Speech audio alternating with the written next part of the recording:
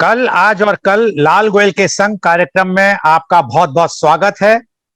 आज हम परिचय कराना चाहेंगे एक बहुत ही विशिष्ट अतिथि से और हम उनका स्वागत करते हैं। आपका बहुत बहुत स्वागत है मिसेस दीपा कौल हमारे कार्यक्रम कल आज और कल लाल गोयल के संग में।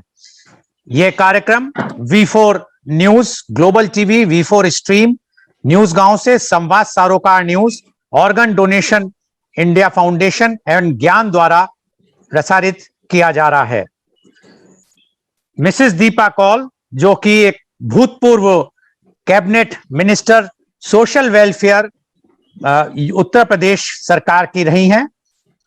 आप विधान परिषद उत्तर प्रदेश की सदस्य रही 1985 से 1994 में। आप मिनिस्टर रही information, environment, culture, science and technology, sports and civil aviation की उत्तर प्रदेश में। आप मिनिस्टर थी सोशल वेलफेयर की, जिसके अंतर्गत women, child, ex serviceman, blind, disabled सब डिपार्टमेंट्स आते थे उस मिनिस्टर में। आपकी वजह से आप एक इंस्ट्रूमेंटल रही फर्स्ट वर्ल्ड वार मेमोरियल जो लखनऊ में बना है, उसमें बनाने में आपका बहुत बड़ा योगदान रहा।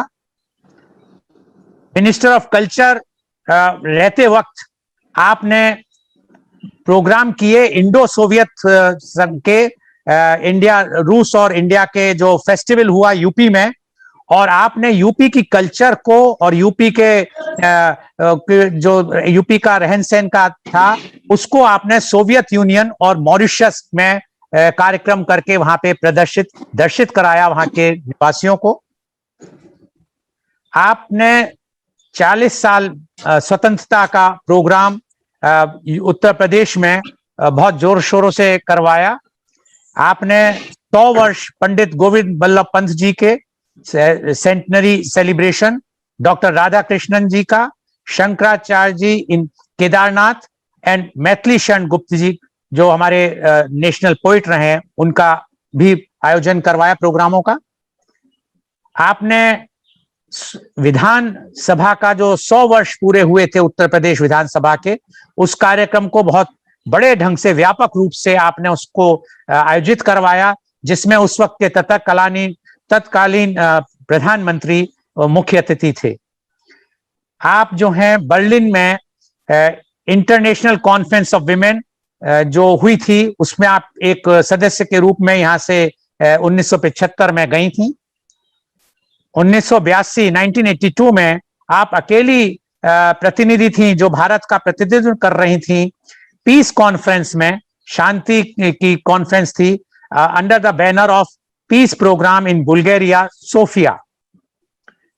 1983 में आपको जापान की पार्लियामेंट में पीस मिशन के लिए निमंत्रित किया था, जिसमें आप गई थी। आप 1989 में आपने इंडो सोवियत फेस्टिवल लेनिनग्राड में जाके अटेंड किया था, भारत का प्रतिनिधित्व किया था। आपके सामाजिक कार्यों को देखते हुए आपको यूपी आवास विकास परिषद का सदस्य और national institute of physically handicapped Delhi का सदस्य बनाया गया था। आपको एग्जीक्यूटिव मेंबर बनाया गया national institute of visually handicapped Dehradun, और दिल्ली पब्लिक लाइब्रेरी का भी आपको सदस्य नामांकित किया गया था आपका समाज सेवा कार्य की वजह से।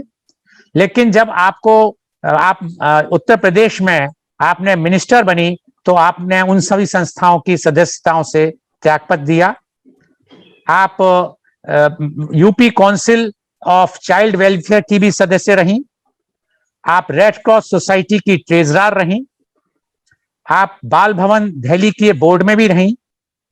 आप दिल्ली फिल्म स्क्रीनिंग कमेटी की भी मेंबर थी, और आप टेलीफोन एडवाइजरी बोर्ड की भी सदस्य रहीं। आपका बहुत बहुत स्वागत है दीपा कौल जी पुनः हमारे स्वागत कार्यक्रम कल आज और कल लाल गोयल के संग में। दीपा कौल जी, आप का नाम बहुत चिरपरिचित है, और खासकर उन लोगों को जिन्होंने आपको कार्य करते देखा, आपके संग समय बिताया, या आपके साथ उन्होंने उस वक्त राजनीति में सक्रिय रूप से कार्य किया। लेकिन आज हम आपके उन पहलुओं को जानना चाहेंगे जो अभी भी काफी लोगों को नहीं पता, और वो है आपका बचपन। आपकी पैदाइश कहाँ हुई, आपके बचपन कहाँ बीता, और आपने अपनी प्रारंभिक शिक्षा कहाँ ली? दीपा कौल जी। नमस्कार आशीलाल जी। मुझे आज बहुत खुशी हुई है कि आपने मुझे इस अपने प्रोग्राम में शरीक करा है, और मैं सबसे पहले आपको बधाई देना चाहती हूँ। आपके ऑर्गन डोनेशन के माध्यम से आप इतना काम कर रहे हैं, आपने नया ज्ञान का एक चैप्टर शुरू करा है। आपके साथ जितने लोग चैनल्स लगे हैं और जो आज हम लोगों को सुन रहे होंगे, उन सबको मेरी बहुत सारी शुभकामनाएं हैं, आप लोगों की सेहत के लिए, आपकी सुरक्षा के लिए। और मैं खास तौर से कहूंगी कि 1.5 साल से जो पूरा देश बंद पड़ा हुआ है लॉकडाउन में, उसमें आपने कितनी एक्टिविटी और उथल पुथल करा हुआ है, लोगों का ज्ञान वर्धन कर रहे हैं, और मुझे भी आपने इसमें शरीक कर दिया। कल, आज और कल, मुझे याद है एक मूवी भी आई थी जिसमें राज कपूर जी तो थे, उनके पिताजी थे, उनका बेटा था। तो वही लगता श्रृंखला आज है कि कल, आज और कल हम लोग जरूर इसको आगे भी लेते जाएंगे। इन सब के लिए बहुत बहुत आपको मेरी शुभकामनाएं और बहुत बहुत धन्यवाद। मेरा बचपन जो है, क्योंकि मेरे पिताजी 1944 में वर्ल्ड वॉर में तो नहीं गए थे, गए तो 1939 में थे, मगर जाते ही विलायत में वॉर छिड़ गई और मैं वहीं पैदा हुई। लंदन में मेरी पैदाइश हुई, वहीं मैं थोड़ी छोटी थी तो फिर हमारा घर बॉम्ब हो गया और हम लोग वापस भी आ गए।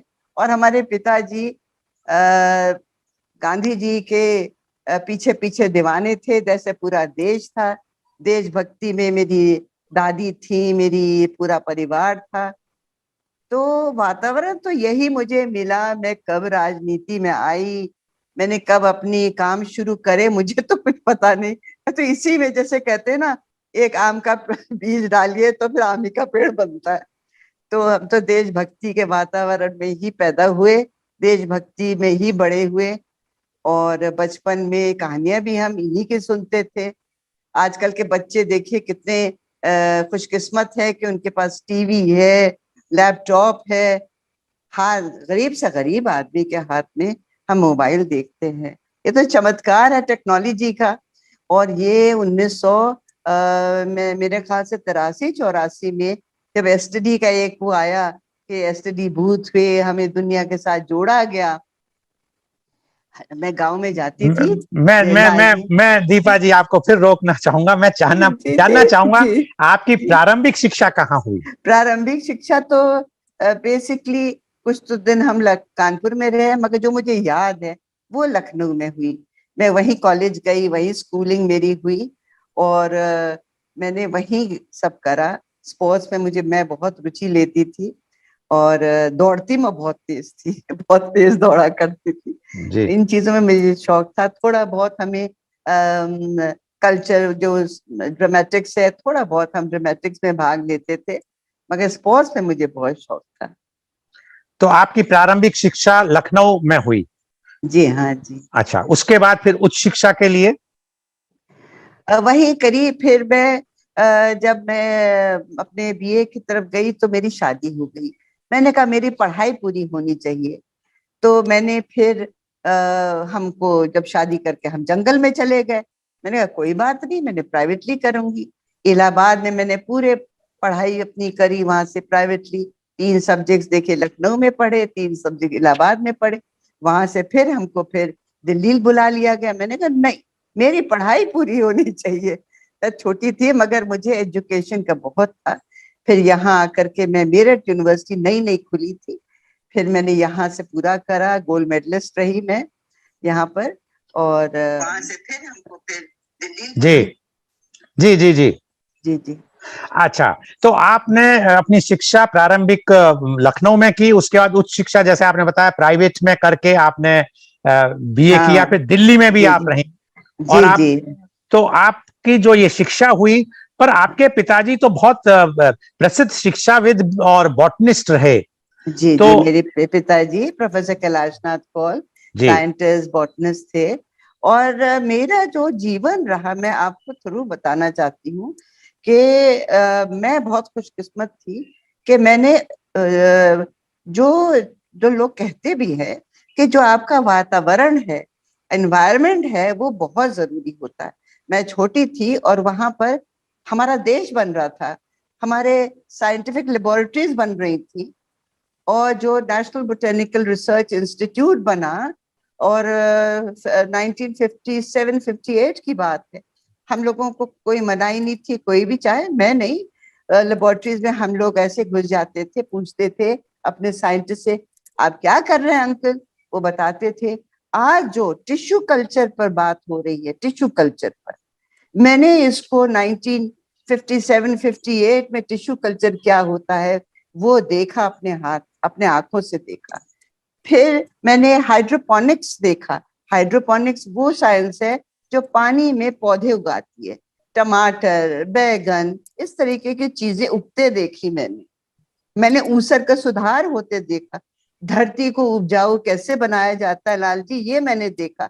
ये सब मेरी एजुकेशन ही तो हो रही थी। कॉलेज में जाकर के मैंने बाद में देखा कि बच्चे एक कायदे की चिट्ठी तक नहीं एप्लीकेशन लिख सकते हैं, मगर मैंने बचपन में, शादी से बहुत पहले, ये सब चीजें मैंने अपने आंखों से महसूस करी, देखी, लोगों को करते हुए देखा मैंने, और भी सारी चीजें हमने देखी। और मेरे पिताजी ने बोटेनिकल गार्डन की जो दीवारें थी उनको खाली नहीं छोड़ा, उसमें वर्ल्ड हिस्ट्री लिखी। लखनऊ यूनिवर्सिटी के कुछ स्टूडेंट्स आकर के वो हिस्ट्री पढ़ते थे, उसमें तस्वीरें बनी हुई थी, और हम तो छोटे थे, हम भी पढ़ा करते थे। तो दूर दूर की किताबें मंगाते थे, एक लाइफ मैगजीन आती थी, एक नेशनल ज्योग्राफिक आती थी, ये सब हम पढ़ा करते थे as a very young girl. हमको शौक था और हम पढ़ते थे। मौका मिलता तो मैं तो उन दिनों कैम्ब्रिज चली जाती पढ़ने के लिए। मगर फिर देखिए, शौक होता है तो कहीं भी जंगल में मंगल हो जाता है। मैं आजमगढ़ हमें जाना पड़ा हमारे हस्बैंड के, मेरे अपने हस्बैंड के साथ, और हमें जंगल में खंडर डीएम साहब ने हमें जो अलॉट करा, वो 300 साल पुराने से भी ज्यादा एक खंडर दिया कि यही घर है जहां आप रह सकती हैं, और घर ही नहीं था कोई। और वो कहाँ था? वो एक डकॉइटों का गांव के अंदर वो खंडर था। अब मुझे क्या मालूम, मेरे सोशल जो का काम है मेरे ख्याल से गरीबों में, और जो डिप्रेस लोग हैं, वो उनकी औरतें आती थी, मैं उनके बच्चों से खेला करती थी छोटी छोटी, और मैं उनसे कहती थी कि लो मेरे आंगन में अपने बच्चों को तुम सुला दो। उनका मैं ध्यान देती थी। कभी बुखार होता था तो किसी तरीके से शहर जाती थी, वहां से मेजोरॉल की गोली ला करके बच्चों को देती थी। और जब हम दिल्ली आते थे आजमगढ़ से, उन दिनों देखे 60 साल से ऊपर की बात हो गई अब, तो उनसे कहती थी, मुझे क्या मालूम था वो कौन, हमारे लिए तो गरीब औरतें थी जो मुस्कुरा के मुझसे भी बात करती थी। वो मैं कहती, देखो हम जा रहे हैं अपने ससुराल, तो मेरे घर का ध्यान रखना। तो वहाँ एसएसपी साहब जो थे, भल्ला साहब, उनको पता चला और उन्होंने मुझे जो डांट लगाई, अब क्या करती है दीपा जी, आपको मालूम है वो सब डकैतों की बीवियां हैं। मैंने कहा नहीं, मुझे नहीं पाल, मेरा ध्यान रखती हैं वो। और हकीकत यही है कि जब तक हम आजमगढ़ में रहे, इस खंडर में रहे, जिसमें first governor of the north western provinces of the British empire आन के उनके लिए कोठी बनी थी, 300 साल पहले पुरानी बात। ये इतिहास ही में रही हूं मैं। ऐसे गरीबों के, जिनको आप डकैत कहते हैं, वो भी इंसान है, कोई वजह है जिससे वो चोरी कर रहे हैं। ये मैंने शिक्षा सीखी अपने जीवन में। तो कभी किसी की बुराई मत देख। मैंने, मेरे पिताजी ने खुद एक दफा कहा था, हम पिक्चर नहीं जा सकते थे। मैं बोलती जाऊं? हाँ जी, हाँ जी, हाँ जी, बहुत ओके ओके। बहुत अच्छा लग रहा जब मैं बोलने है। लगती हूँ तो मैं नहीं बोलने नहीं, लगती हूँ। बल्कि यही पूछने वाला था कि वो कुछ संस्मरण तो आप अपने आप सुना रही हैं, बहुत जी अच्छा लग रहा है जी। जी। नहीं, तो हम पिक्चर अलाउड नहीं थे जाने, जैसे आजकल लड़कियां लड़के चले जाते हैं, वो तो अकेले भी चले जाते हैं। हमारे पेरेंट्स पूरे गए और हमको एक नागिन पिक्चर दिखाई गई जिसमें वैजंती माला जी थी। पिक्चर बहुत ही खराब थी, मैं सच बताती हूँ, मगर क्या वैजंती माला जी ने उसमें नृत्य करा, उसमें क्या गाने थे। तो बच्चों को तो अच्छा नहीं लगा। मैं मुश्किल से शायद 9 साल 10 साल की रही हूँ, और हमारे पिताजी ने कहा नहीं नहीं, ढूंढो ढूंढो, बुरी सी बुरी चीज में एक अच्छाई जरूर होगी। रात के 12 बजे बताइए और हमको शिक्षा दे रहे, ढूंढो ढूंढो। ये गेम हो गया, बताइए। हम लोग जब मोटर से वापस आ रहे थे तो ढूंढो क्या चीज थी उसमें। फिर हमने कहा उसने नाचा बहुत अच्छा।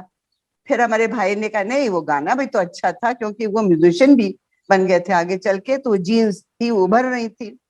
तो ये सब बातें हमारी तो बचपन की मतलब है। आपका जो बचपन बीता उसमें शिक्षा, जिसे कहते हैं आज के वो समय में कहते हैं एक्सपीरियंशियल लर्निंग, कि जी जी जी आपकी जो पढ़ाई थी एक तरह से जी जी। किताबी ना होके एक हाँ जी, वास्तविकता लाइफ थी, एक्सपीरियंस, लाइफ लाइफ एक्सपीरियंस थे। एक्सपीरियंस। तो ये तो हमने बहुत ही बहुत कुछ सीखा, बहुत कुछ बहुत सीखने बहुत को सीख। मिला। अच्छा, आपकी और फिर आपकी माताजी तो बहुत प्रसिद्ध वो शिक्षा में, जी जी जी, राजनीति में बहुत रही, वो और एजुकेशनिस्ट थी वो। वो एजुकेशनिस्ट भी रही। और सोशल वेलफेयर तो उनका जी गजब का था, जी मैंने जी जी देखा। जी मैं वो हमेशा मुझे साथ में ले जाती थी। जिनको आज झुग्गी झोपड़ी कहते हैं, आज झुग्गियां नहीं होती, वो गरीब बस्तियां हैं, झुग्गियों नहीं कहते उनको, गरीब बस्तियां थी। तो वो और 3-4 महिलाएं उनके साथ, उनकी फ्रेंड्स जो थी, सुबह सुबह हमको ले जाए। क्या क्या करने जा रहे हैं वो लोग, पता चला कि वहां पर झाड़ू देने जा रहे हैं। किसी को नहीं इतला, आजकल हर एक चीज होती है टीवी पर आ जाती है। तो झाड़ू ली, कोई बच्चे को नहला रहा है, कोई झाड़ू दे रहा है, कोई कुछ कर रहा है। एक दिन क्या हुआ, मैं छोटी थी तब की बात बता रही हूँ, मैंने अपनी जो हमारे सफाई आती थी करने के लिए, एक महिला, बड़ी खूबसूरत महिला थी, तो उसकी झाड़ू मैंने ले करके और मैं पत्तों को झाड़ने लगी। अरे वो जोश ने उधम मचाया हमारी जो आती थी करने के लिए। तो माता जी देखिए बिटिया रानी क्या कर रही है। यानी करने दो, हर एक इंसान को हर एक काम आना चाहिए, अच्छी तरह से आना चाहिए, बिल्कुल मत टोकना उनको। तो ये था कि हर नहीं, एक काम आना चाहिए। मैं दर्शकों को बताना चाहूंगा कि आपकी माता जी श्रीमती शीला कौल, जो कि फॉर्मर मिनिस्टर रही, गवर्नर रही, जी जी गवर्नर रही, और हाँ। बहुत ही ज्यादा, और आपका मैं आपसे पूछना चाहूंगा मिसेस कौल, आपका तो नेहरू परिवार से बहुत ही घनिष्ठ संबंध रहा है, उस बारे में जी कुछ जी बताना चाहेंगी? हाँ, जरूर जरूर बताना चाहूंगी। सबसे पहले जो मैंने जो उनको देखा, पंडित नहीं, जवाहरलाल नेहरू। आपका संबंध क्या है पंडित नेहरू जी मेरा से? क्या है, मेरे पिताजी की जो सबसे बड़ी बहन कमला नेहरू जी, वो पंडित जवाहरलाल नेहरू जी की वाइफ, अच्छा। पत्नी। जी तो वो मेरी बड़ी बुआ, एक मेरी छोटी बुआ थी और ये मेरी बड़ी बुआ। तो इस नाते कभी हम जब, हमारे पिताजी किसी अगर हिम्मत रही थी कि किसी गेस्ट हाउस में या होटल में रहे, तो होटल में कोई रहता भी नहीं था उन दिनों।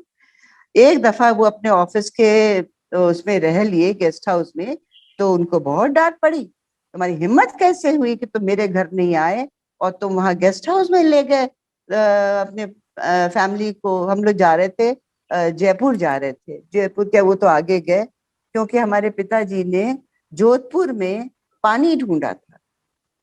उनको वहां पर जो वाइस रॉय थे, हमारे लास्ट वाइस रॉय, उनको जानकारी मिली थी कि ये जो कैलाश कौल है ये पानी ढूंढ सकते हैं।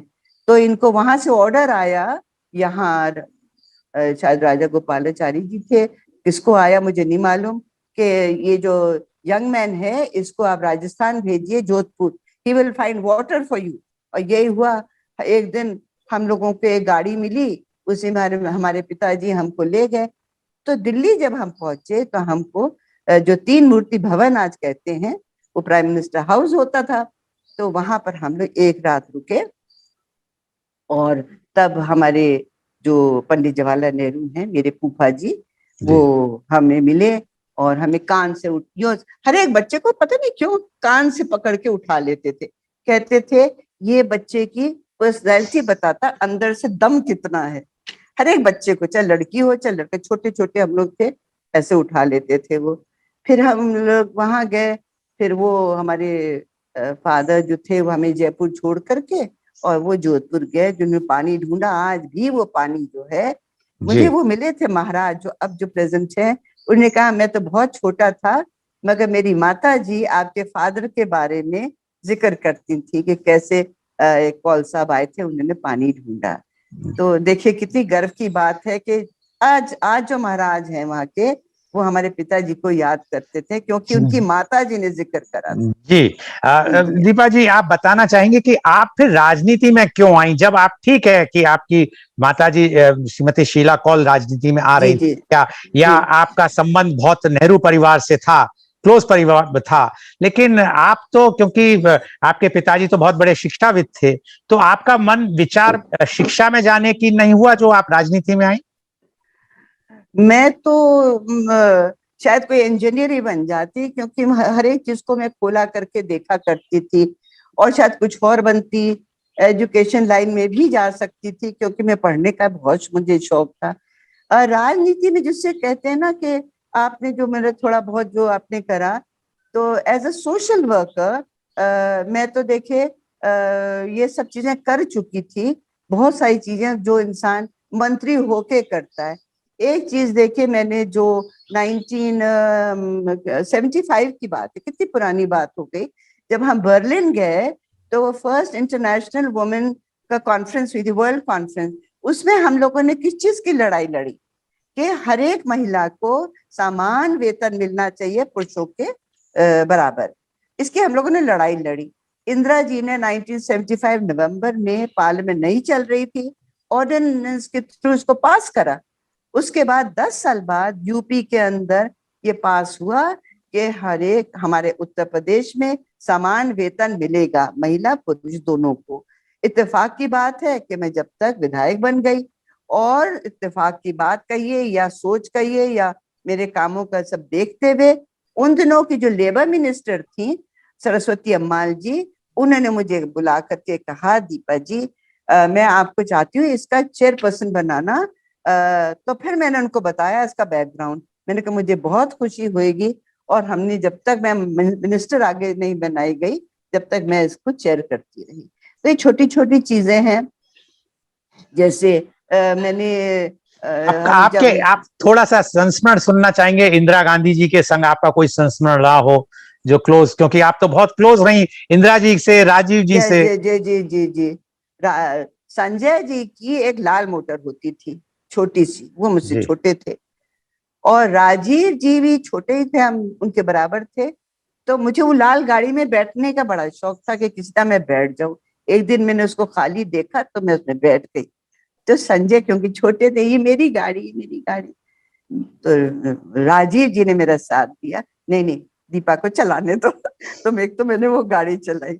फिर वहां पर तरह तरह के जानवर, कोई कुछ आता था तो वो पालते थे, कुत्ते थे, कुत्तों से हमने खेला, चिड़िया थी, हिरन था, तरह तरह के थे। और इंदिरा जी जो थी उस वक्त भी बड़ा काम करती थी, सोशल वर्क इंदिरा जी ने बहुत उस वक्त शुरू करा। ये बाल भवन उन्हीं की देन है। जी एक दफा जनपद पे जा रही थी तो उन्होंने किसी भिखारी बच्चों को देखा, तो उन्होंने कहा नहीं हमारे देश के बच्चे ये नहीं करेंगे। फिर उसी वक्त उन्होंने एक प्रोग्राम बनाया, और भी बहुत कुछ है उनकी यादें। मगर एक चीज मैंने देखी, वो दूर से आपको लगे कि वो नोटिस नहीं कर रही है, मगर वो हर एक चीज नोटिस करती थी। एक एक कोई इलेक्शन हुआ था राजीव गांधी जी का पहला, और हमको सबसे सबसे कमजोर जगह भेज दिया गया। जब वहां से वो जाने लगा तो हमने, बहुत सही बात है, मैं और मेरी मेरी टीम, जो मैं अकेली मैं नहीं थी, बहुत सारे हमारे साथ नेता थे, लेडी नेता थी। मैं कभी अपने आप को नेता नहीं समझा, मैं आपको बता रही हूँ, रही मैं इसमें, मगर मैंने अपने आप को हमेशा as a social worker in politics सोचा, उसी तरह से मैंने काम करा। और मेरे ख्याल से क्योंकि मेरा व्यू पॉइंट ऐसे ही रहता था, लाइक अ सोशल वर्कर, तो लोगों ने मुझे मदद करी। मुझसे एक लेडी मिनिस्टर ने कहा, मैं नाम नहीं लूंगी, उन्होंने कहा दीपा क्या बात है, तुम तो इतने पोर्टफोलियो संभाल करके और बड़ी आराम से ले गई, तुम्हारी रोज तस्वीरें भी आती है अखबार में, मैं तो एक ही संभाल रही हूँ, कोई मेरा सुनता ही नहीं है, मैं क्या बोलूं। और कहने वही अधिकारी जो तुम्हारे थे वो अब मेरे हैं, मगर मेरा नहीं करते, मेरा सुनते नहीं, मेरे रोज तस्वीर भी नहीं निकलती है, तो मैं क्या बोलूं, क्योंकि मैं तो कुछ नहीं करती थी। मैं समझती थी I was doing a joint venture with everything and with everyone, I thought मैं सबके साथ मिल के हमेशा मैंने काम करा। जब मैं यहाँ पर अपने जिले की मैं बाय जिसे कहते हैं जनरल वोट, मुझे यहाँ में इलेक्ट नहीं हुई, मगर सब ने कहा अगर अध्यक्ष हमारी जिले की बनेगी, हम सब इनके पीछे लगेंगे। और हकीकत है कि जब मैं यहाँ बनी, मैं और भी काम कर रही थी, मगर यहाँ जितने नेता थे हमारे जिले के, सबने बहुत हमको साथ दिया और हमने बहुत काम करा। राजीव गांधी जी हमारे प्राइम मिनिस्टर, जब सद्भावना रैली निकली, कहते ऐसे रैली नहीं निकली, मतलब एक दफा हमारे राजीव गांधी जी जा रहे हैं, दूसरी तरफ लोग बस रोक रोक करके और फल फेंक रहे हैं, ड्राइवर को चलाने नहीं दे रहे, ड्राइवर खुद ही नहीं जा रहा होगा, कोई सूखा मेवा उन पर फेंक रहा है, कोई कुछ फेंक रहा है, जो हाथ में खाने पीने के उनके गाड़ी पर डाल रहे हैं।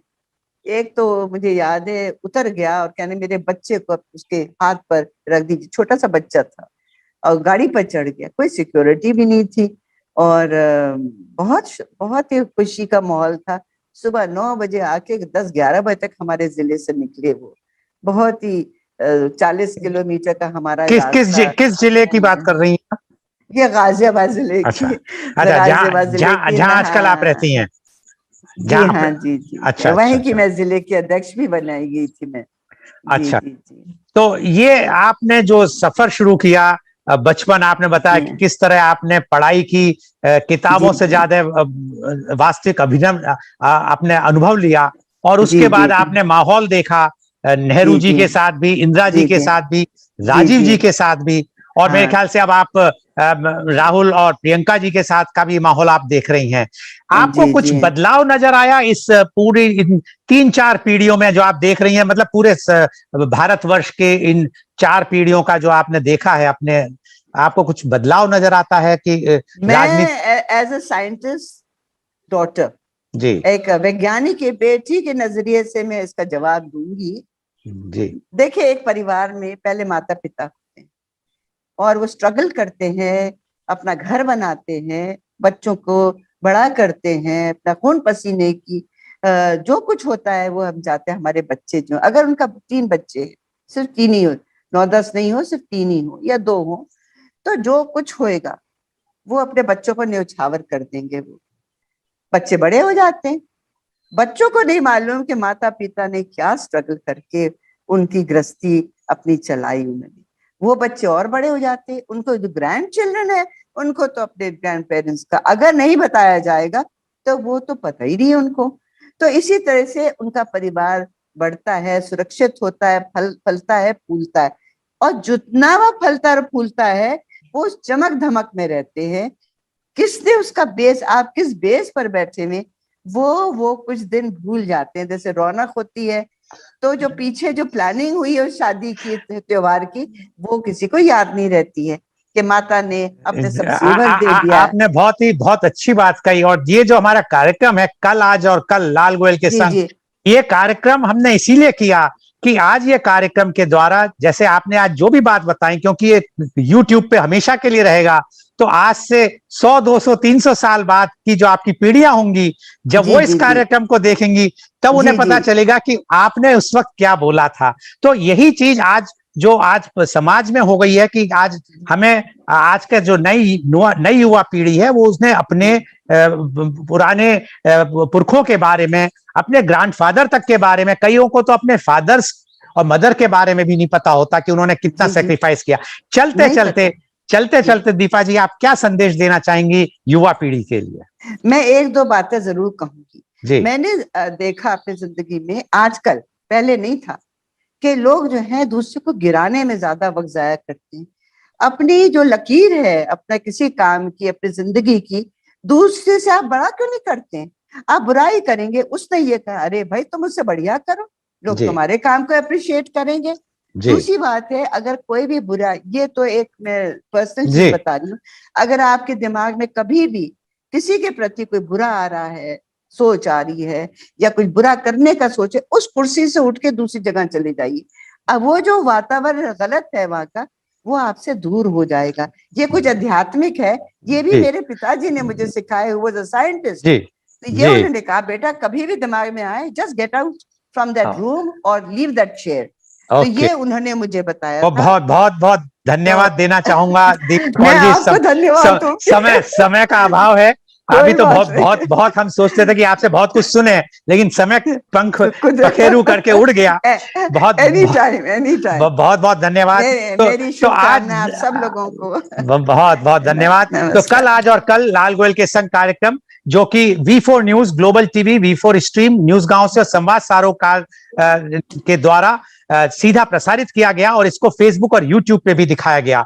और we are our endeavor is to bring to you every day a new topic, and tomorrow our media conference with Lal Goyal at 10:30 a.m. tomorrow. The topic is COVID returns, role of insurance companies, because everybody knows that today the role of insurance companies is very, very important because of the COVID pandemic.